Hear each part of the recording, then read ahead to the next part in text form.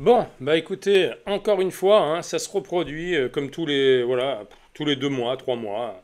250 migrants en plein Paris, en train de taper sur des poubelles avec des bâtons, comme s'ils étaient dans une tribu, et qui scandent en fait qu'ils veulent des appartements.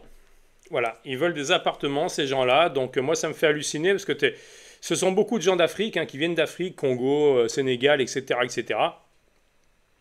Et quand je vois que ces gens, ils se permettent de venir chez nous et de scander, voilà, en tapant sur des poubelles, on veut des logements, bon, moi ça me sidère un petit peu, parce que tu as énormément de gens qui sont en France, qui sont à la rue, qui sont français, blancs, que ces associations comme Utopia 56 ne prend même pas en charge, parce que tous ces gens sont venus avec Utopia 56, alors c'est assez délirant, parce que tu as que des femmes et des enfants. Quand tu vois les bateaux d'immigrés qui arrivent la plupart du temps, 90%, voire 95%, c'est que des mecs. Et là, ils ont quand même réussi à trouver 250 personnes, que des femmes et des enfants. Voilà, pour bien faire jouer le miséralisme, regarder les pauvres, toutes ces femmes qui sont là, qui sont pas logées, qui n'ont pas d'emploi pour certaines, regardez tous leurs gosses, les pauvres, qu'est-ce qu'ils vont devenir? Bon, moi, ça me sidère, honnêtement. Ça me sidère, je trouve que c'est vraiment du foutage de gueule, en fait. C'est du miséralisme, c'est faire jouer...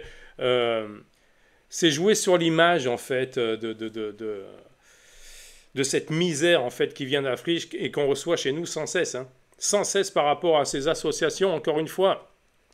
Utopia 56, c'est une association de gauche humanitaire qui a des revenus qui sont dus. Alors, je crois que c'est beaucoup par rapport aux particuliers et aux entreprises. Je ne sais pas si Utopia 56 touche de l'argent de l'État. Je ne suis pas sûr à 100% pour cette association-là, en tout cas, parce qu'il y en a énormément qui touchent de l'argent, bien évidemment, de l'État, donc payé avec vos frais, hein. Mais Utopia 56, je ne crois pas que ce soit le cas, mais bon, quoi qu'il en soit, c'est pas réellement le problème, en fait, de savoir s'ils touchent du pognon ou pas. Le problème, c'est qu'ils ramènent, vu que ce sont des pro-immigration, ils ramènent l'immigration chez nous sans cesse, hein. Voilà, hein, avec l'appui quand même de l'État, avec l'appui de toute la gauche et avec l'appui d'autres associations comme SOS Méditerranée, par exemple, qui va chercher avec leur bateau en pleine mer les migrants qui arrivent en barque, là, en bateau pneumatique. Donc oui, on a un peu marre de tout ça, parce que je ne suis pas contre l'immigration, mais je veux dire, si c'est pour accueillir des gens dans notre pays et les foutre sous des ponts dans des temps de Quechua, bon, je vois pas où elle est l'humanité là-dedans, personnellement. Je veux dire, si on ne peut pas accueillir des gens, il ne faut pas les accueillir. Point barre. Voilà, ça s'arrête là. Et à l'heure actuelle, la France, malheureusement, ne peut plus accueillir des gens. L'immigration, on en a trop eu depuis une quinzaine d'années. Là, on se prend des vagues d'immigration dans la gueule, hein. 500 000 personnes qui sont rentrées en 2024, hein, légalement, hein. Je ne parle même pas de ceux qui rentrent illégalement. Donc ça fait quoi? 800 000, 900 000 personnes, quasiment 1 million de personnes qui rentrent par an en France, parce qu'il n'y a pas de frontières dans notre pays, parce qu'on ne contrôle rien. Et ça crée de l'insécurité dans notre pays, parce que ces gens qui n'ont pas de logement, qui n'ont pas de boulot, bah, qu'est-ce qu'ils font? Ils dorment dans les rues et ils agressent après les gens, tout simplement. Voilà, ils violent nos femmes, ils agressent les gens parce qu'ils ont besoin de thunes pour bouffer. On emmène de la misère dans notre pays. Voilà, c'est ça le problème. Bon, je vais vous faire écouter, parce que je ne vais pas faire comment dire, une intro trop longue. Déjà, ça fait au moins 2 ou 3 minutes. Merci pour ceux qui sont encore là, et on va écouter ce que dit Morandini. Laurent Jacobelli, honnêtement, enfin moi, je suis désolé, mais c'est la première idée qui me vient. On a du mal à penser qu'on est en France, en plein Paris, en 2025, quand on voit ce type d'image. Ces femmes à qui on n'est pas capable d'offrir un hébergement, si elles sont là en toute légalité, il faut leur offrir, enfin, il faut les aider aussi. C'est tout le problème de l'immigration aujourd'hui, c'est-à-dire que sous prétexte d'humanisme, on reçoit la terre entière de manière légale ou illégale d'ailleurs. Tout à fait. Je coupe juste 2 secondes, hein, mais regardez un petit peu quand même tous ces migrants-là. Moi, ce qui me fait halluciner, c'est qu'en fait, les mecs, ils ont mis des poubelles, ils tapent sur des poubelles avec des bâtons, comme s'ils étaient en train de taper sur des djembés dans leur tribu. Moi, ça me fait halluciner. Encore une fois, hein, ça me fait halluciner. Pourquoi ces gens passeraient en priorité par rapport à un blanc, par exemple? Parce qu'Utopia 56, les blancs, ils en ont rien à foutre, hein. Eux, ils sauvent que les Africains, hein. Voilà, c'est leur business, l'Afrique, c'est tout ce qui les intéresse, hein. Les Blancs qui crèvent en France, Utopia 56, SOS Méditerranée, toutes ces associations humanitaires, ils en ont rien à foutre, hein. Même la Ligue des droits de l'homme, hein. La plupart du temps, ces gens-là s'occupent que des immigrés. Je veux dire, quand tu es blanc et que tu as un souci de racisme ou de n'importe quoi, la Ligue des droits de l'homme, tu les entends jamais, hein. Donc ça me fait halluciner tout ça, moi. On est en train de se faire, en fait, envahir, on est en train de se faire coloniser, petit à petit, avec l'aide de la gauche, hein, bien sûr, et du gouvernement, et de toutes ces associations. Et je trouve ça problématique, en fait. Encore une fois, c'est pas que je ne veux pas d'immigration dans le pays, mais je pense que l'immigration, on en a assez eu. Voilà, jusqu'aux années 2000, on va dire, les gens qui venaient, ils aimaient notre pays, ils arrivaient à s'intégrer, ils étaient quand même assez assimilés. Il y avait un problème avec 15%, 20% des jeunes hein, qui déjà foutaient le why. Hein. Déjà, c'était le bordel. Hein. Mais bon, ce que je veux dire par là, c'est que beaucoup de gens, 80% de ces gens-là, avant les années 2000, étaient intégrés. C'était des gens qui venaient parce qu'ils aimaient la France, ils voulaient changer de vie, etc. etc. Ceux-là, je les comprends, il n'y a pas de problème, il n'y avait pas de souci. Mais le problème, c'est que la génération qui est venue à partir des années 2000-2010, c'est devenu infernal, je veux dire, parce que là, on prend une immigration à l'heure actuelle dans notre pays qui ne nous aime pas. Je veux dire, ce ne sont pas des gens qui nous aiment, ils viennent ici, entre guillemets, pour coloniser notre pays, et au bout d'un moment, parce que l'aide humanitaire, c'est bien beau tout ça, mais à force d'ouvrir les portes à tout le monde, on va couler la France. On va couler la France, c'est tout ce qui va se passer. Bon, allez, on va remettre un petit peu... D'ailleurs, sans avoir derrière les moyens, en termes de travail, en termes d'assimilation, en termes de logement, d'accueillir les gens décemment. Donc, ce qui voudrait être à la place, au début, de l'humanisme, de la bonne intention, voilà, au final, on a des gens dans la rue, et je pense que personne ne peut être heureux d'offrir ce seul destin à des gens qui ont cru trouver l'Eldorado et qui, malheureusement, se trouvent face à une réalité complexe. Mais il y a aussi des femmes et des enfants français qui ne sont pas des gens avec des cartes de séjour, qui sont dans la même situation que l'association Utopia 56 ne met pas en avant. Alors, derrière, il y a autre chose qui me choque, c'est la récupération, l'utilisation de ces femmes et de ces enfants en détresse par une association qui les rassemble, qui les amène souvent en autocar devant une mairie pour faire une opération de com et pour derrière essayer d'avoir un discours pro-immigration. C'est un cercle vicieux, finalement. Je pense qu'aujourd'hui, il faut une immigration stricte, raisonnée, non seulement, évidemment, pour protéger l'emploi et les systèmes sociaux des Français, pour protéger notre identité, et pour empêcher que des gens viennent en France vivre mal. Je pense qu'aujourd'hui, tous les beaux esprits, notamment de gauche, qui nous expliquent que l'immigration est une chance pour tout le monde, il se trouve qu'aujourd'hui, en 2025, c'est un malheur pour tout le monde. Et moi, je lance un appel aux Verts, aux LFI, au Parti Socialiste. Est-ce que aujourd'hui, vous qui voulez que cette situation perdure de l'immigration, accepteriez-vous d'héberger ces gens? Probablement dirait-il non. Mais qu'est-ce que ça veut dire? Mais bien évidemment qu'il dirait non. En fait, ce sont des gens qui sont toujours en train de dire oui, il faut être humain, il faut avoir de l'humanité, la France, hein, accueillir tout le monde.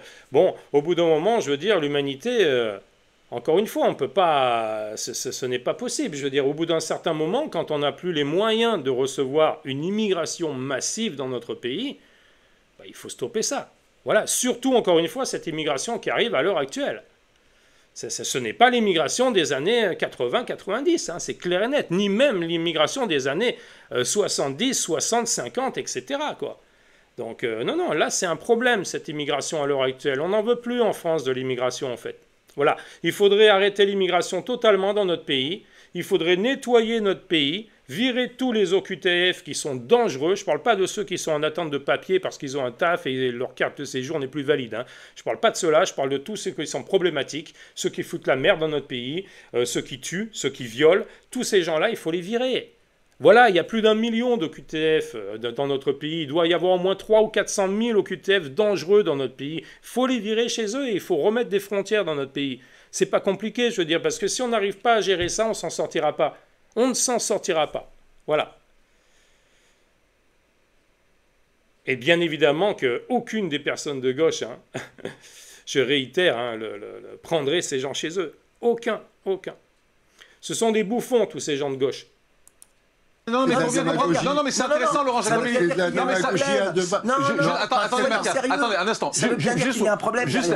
La question, c'est qu'est-ce qu'on fait de ces gens? Vous, si vous êtes au pouvoir, imaginons que vous soyez au pouvoir, le Rassemblement national, qu'est-ce que vous faites avec ces gens? D'abord, je dois le dire, ils n'arriveront pas. Oui, mais ils sont là. Bon, ils sont là. Deuxièmement, ils ont, s'ils travaillent, s'ils sont en situation régulière, je le précise, ils ont un droit au logement, mais comme tous les autres, c'est-à-dire y compris les Français. Or, il y a aujourd'hui beaucoup de Français qui se retrouvent exactement dans la même situation. Donc on fait quoi? Ben, on essaie de leur trouver effectivement on a les Français d'abord. Tout est plein. Visiblement, c'est ce qui est dit. C'est pas vrai parce que je crois qu'il y a déjà des cars qui sont prévus pour aller les emmener dans les régions, ce qui pose une autre question, qui est la dissémination de l'immigration en France. Alors ça c'est pareil, hein, désolé je coupe, hein, mais exactement, la dissémination de l'immigration en France. Voilà, tous ces gens arrivent à Paris, hein, parce que Paris c'est le, voilà, c'est la capitale. Hein. Tous ces gens arrivent à Paris par les associations, hein, Utopia, SOS Méditerranée, etc., etc. Il y en a des milliers, voire des millions d'associations dans notre pays. Donc c'est assez complexe à gérer. Mais je trouve que bien évidemment, c'est un problème parce que tous ces gens qui sont disséminés, qui sont dispatchés dans toutes les villes de France, souvent j'entends dans notre pays, quand je regarde les infos, j'entends des gens qui disent « Oui, avant, la violence, elle était dans les cités, mais dans les villes, t'étais tranquille. » Pourquoi la violence, à l'heure actuelle, est dans toute la France? Ben parce qu'on a tout simplement disséminé ces gens dans toute la France. Voilà, on les a fait monter dans des cars, on a fait des centres, des centres pour les immigrés dans plein de villes, hein, obligatoires. Hein, même les maires qui n'ont pas voulu, ils ont reçu des amendes, donc c'est quand même assez incroyable. On te force en fait à avoir des centres d'immigration dans tes villes.